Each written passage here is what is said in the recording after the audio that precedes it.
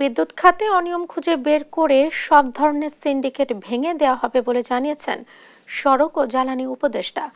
বিকেলে পদ্মা সেতু পরিদর্শন শেষে জাজিরা সার্ভিস এরিয়া 2 এর কনফারেন্স রুমে সাংবাদিকদের সাথে কথা বলেন সড়ক ও জ্বালানি উপদেষ্টা মোহাম্মদ ফাউজুল কবির খান। এ সময় তিনি বলেন, ব্যয় সংকোচন করে প্রকৃত উন্নয়নের উপর নজর দেওয়া হবে। ভবিষ্যতে পদ্মা সেতুর রায়ের উপর নির্ভর করে সেতুর টোলের হার নির্ধারণ করা হবে বলেও জানান সড়ক উপদেষ্টা।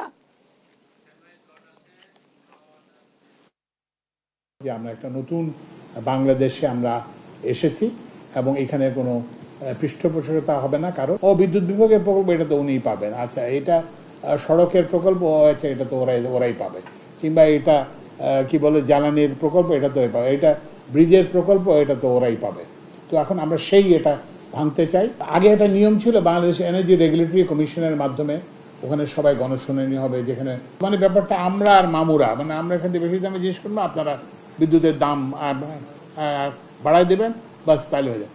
এখন আমরা কিন্তু সেটাকে স্ট্রাইক আউট করে দিয়েছি।